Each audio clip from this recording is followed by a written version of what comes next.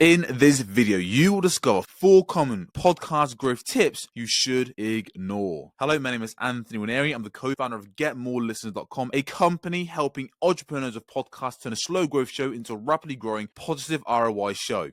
Over the last 4 years, I've interviewed and coached 350 plus podcasters, and I'm a co-host of Why Your Podcast Isn't Growing, which generates $10,000 plus of attributed sales each and every month. And of course, those books down there are the books that I've wrote as well, Underpinning Daniel Larson. But again, this isn't about me. So look, here's exactly what you learn in this video. 1, why promoting on social media might be a waste of your time and what to do instead. Why chasing high-profile guests isn't the golden ticket to growing your podcast, and how to effectively leverage guest appearances. Why creating promotional clips and repurposing your content on platforms like YouTube could actually be detrimental to your podcast growth efforts. And find out specific strategies that can drive more engagement and listenership. So the first things first, the old way, right? The first terrible advice that most people hear is promote on social media. So in terms of the old way of thinking about promoting on social media, people think if I post about my episode on social media, I will automatically attract new listeners. Now, this sounds great in theory, and we hear this all the time, promote. But most of the time, people are often just way too lazy and don't really know how to effectively turn strangers online into actual listeners. Promotion alone, you tell me, what's experience been on social media, right? The reality is simple promotions often get ignored because they lack engagement hooks, real value proposition. Because most podcasters just say, check out my podcast about this, check out this guest, and provide information about a guest or a topic that people don't really care about. What does this lead to? Essentially lazy promotion, right? Well, this leads to low engagement. Posts that simply announce new episodes or guest appearances often fail to engage potential listeners, again resulting in low interactions and low share rates. And finally, low conversion rates. At the end of the day, your whole goal when you're promoting on social media, promoting online, promoting anything, is to convert someone, to get someone, to influence someone to take action, to take that next step. And on social media, when you're promoting, it's all about, again, turning a stranger into a listener of your podcast. But when you have a lazy promotion, you're just promoting, oftentimes you might get tons of engagement on a specific post, but it doesn't mean you get lots of listeners for that episode without compelling reason for people to listen. Most social media promotions don't convert followers into podcast listeners.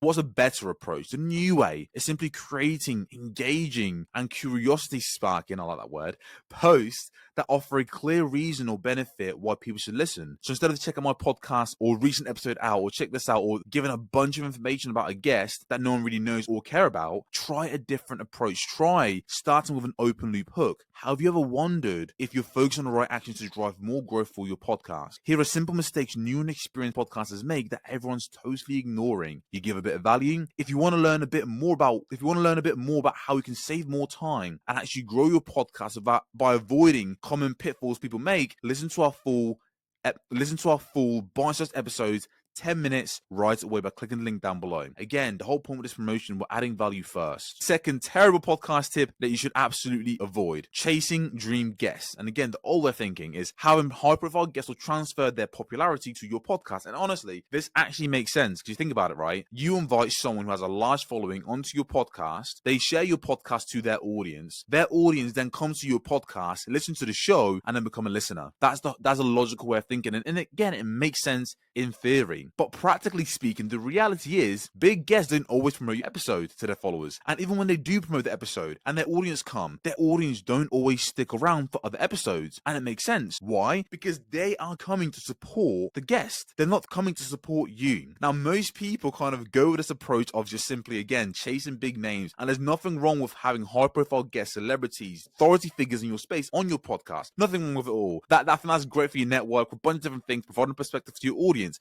But is the belief that alone is going to help you actually grow your podcast. And I just don't see it. It just doesn't happen. Now, because most people just think they can just invite a high-profile guest on or whatnot, this tends to lead to unreliable growth strategy because, again, you're relying on a high-profile guest to grow your show, risking and hoping that they promote your podcast. Actually, that doesn't guarantee more growth, and their followers might not be interested in your other content. The second piece is inconsistent audience retention. Again, their audience, yes, they've gotten a big name, but doesn't mean they're going to stick around. Again, this leads in quick spikes, but then that tapers off very quickly. And then finally, resource intensive. Now, depending if you have a team or if you're by yourself, landing high-profile guests is a bit of work. There's a bit of foreplay that goes on, right? There's a bit of like dating and making sure they're warmed up and then getting them in, which again could be an ineffective way to spend your, again, already limited time as an entrepreneur with a podcast on a strategy hoping it's going to help you grow when it really doesn't. So what's a better approach? What we encourage our clients to do in the Get More Listeners Academy is choose guests that align with your content strategy, or rather have a content strategy that aligns with the guests you want to get on. By you focusing on actually providing value to your audience through the podcast and having a content strategy, which is a process of picking topical and trending topics within your industry to cover on your show,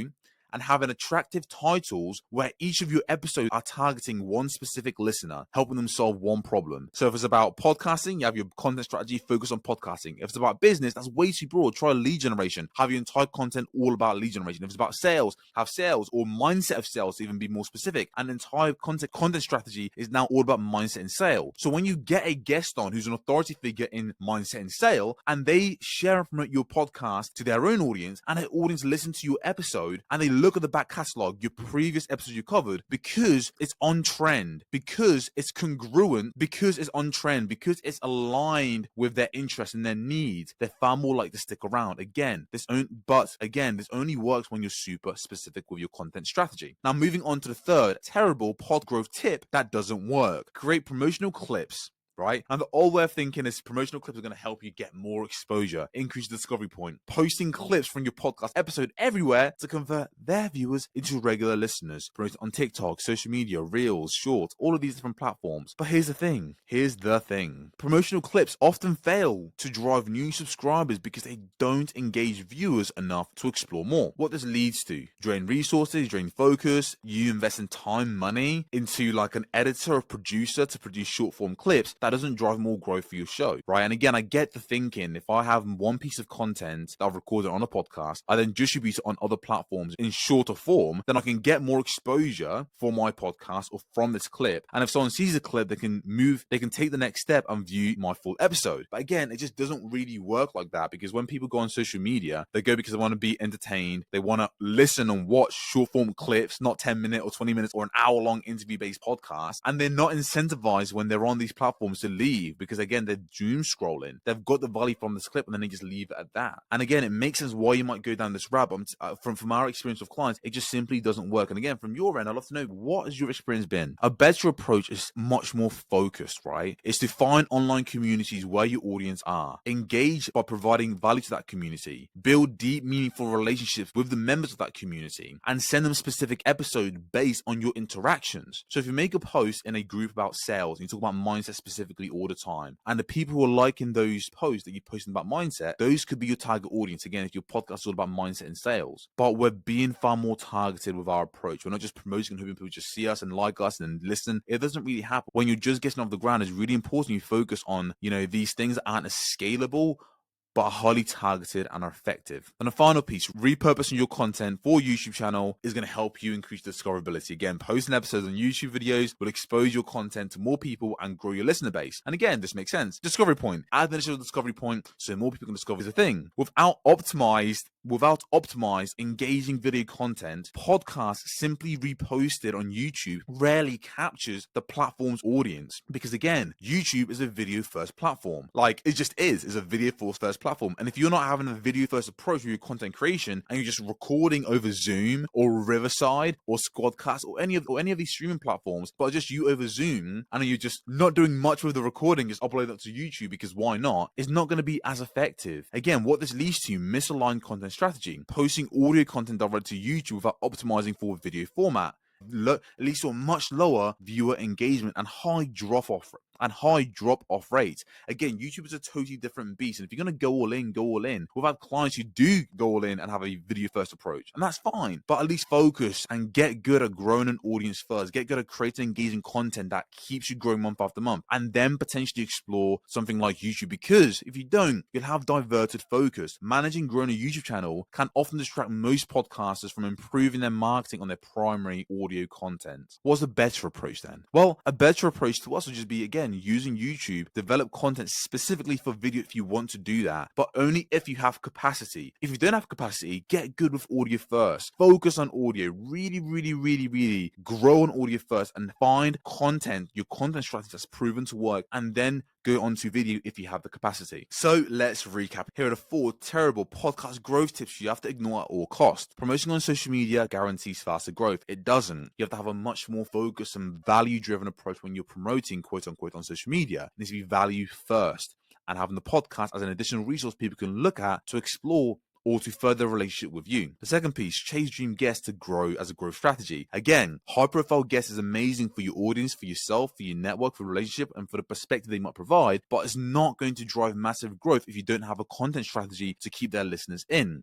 So for you, focus maybe on actually guessing on other people's podcasts, having the spotlight be on you over the spotlight being on your guests. That way, you're the one who's providing value to a separate audience, and they're the one who's going to enter into your world. The second piece, create promotional clips, and that's going to help you get more exposure. Again, just because you're getting more exposure on social media platforms does not mean that exposure is turning into listenership to your podcast. But what's your experience been? And finally, repurposing content for YouTube channels to increase the discovery points for your podcast. All this will do is divert your focus, and it won't really help you get the best results as soon as possible because you're distracted with 2 different things: audio podcast, video podcast. Instead of trying to just add a discovery points just because of the sake of it, focus on building an audience through audio first. Learn the craft of creating captivating content. Understand how to title these content and package them in a way that's attractive to new listeners, that turns strangers into listeners and gets us listeners coming back for more. Once you have a proven strategy to grow your podcast audience as an entrepreneur, then think about what capacity you have to add additional strategies to your growth strategy. And there you have it, 4 terrible podcast growth tips / advice you should absolutely ignore. So once again, my name is Anthony. You have been absolutely fantastic. I hope you've enjoyed this video. If you have, leave a like down below. And of course, if you want to learn more about what we do, feel free to check the first link down below, or simply binge our entire back catalog. We are building the #1 education program on earth for entrepreneurs with podcasts. And with that being said, I'll catch you in a bit.